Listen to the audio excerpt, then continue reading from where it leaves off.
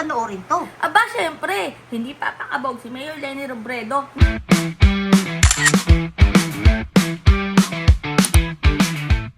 Mahalaga na ginugunita natin taon-taon ang Independence Day kasi pagpapaalala ito kung ano yung sakripisyo ng mga nauna sa atin at ang pinaka-hope natin, yung appreciation kung ano yung mga ine-enjoy natin ngayon na mga freedoms ay dahil yon marami yung nagsakripisyo, nagbuwis ng buhay at dumaan sa napakaraming paghihirap para sa freedom na gusto nating makamtan bilang bayan. Pero sa akin, ang pinakamahalagang mensahe na yung pakikipaglaban para sa ating kalayaan ay hindi yun natapos nung panahon na nakaraan. Pero araw-araw dapat pinapakipaglaban natin. Marami yung hamon, ang mga hamon umiiba sa paglipas ng panahon. Pero tayo, hindi lang yung mga public officials, pero ordinaryong mamamayan, kung ano man yung pinangahawakan niyang responsibilities ngayon, hindi lang karapatan, pero parang ano siya, parang mandate ng lahat na kung merong nagsa-threaten na mawala ulit yung ating mga pinaglaban na mga karapatan, ay dapat patuloy na pinapakipaglaban. Makukumpara nyo dyan, mga kabatang helmet, kung ano yung mga namumutawing mga salita galing kay Mayor Leni Robredo at kumpara nyo sa mga paghahayag. Ha? Paghahanda. Paghahanda? Pwede namang handa ang lechon?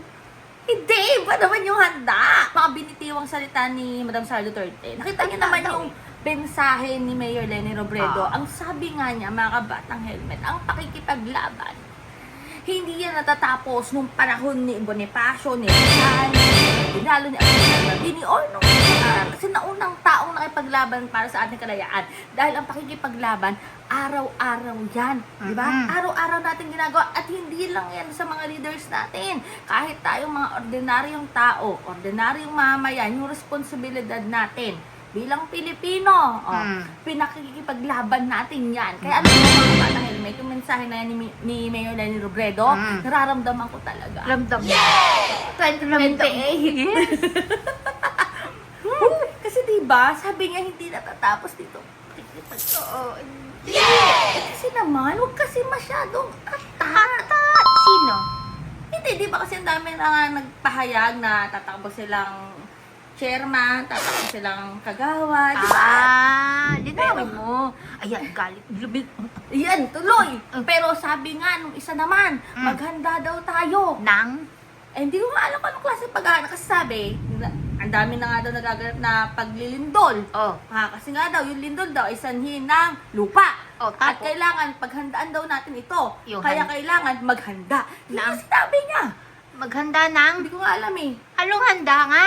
Hindi ko nga alam. Pero eto na nga, mga kabatang helmet. O, diba? Kitang-kita, nasasalamin sa dalawang leaders. Pagkumparahin nyo man yan, kitang-kita at angat na angat ang pagkakaiba. Nino?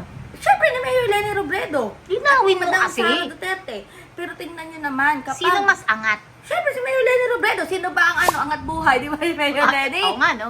Pero makikita nyo dyan at masasalamin nyo kung sino yung tao na may mabuting kalooban talaga. Kasi sabi ko nga sa inyo, lumalabas yan. Sino yung may mabuting kalooban? Mayor Leni Robredo.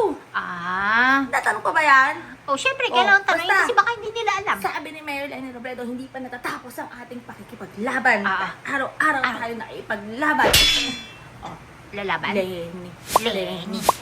So mga hindi pa nakasubscribe sa amin, huwag kalimutan mag-subscribe para lagi kayong updated sa lahat ng mga latest. Yes. O, diba? At syempre, mag-comment na din kayo. Hindi ito chika.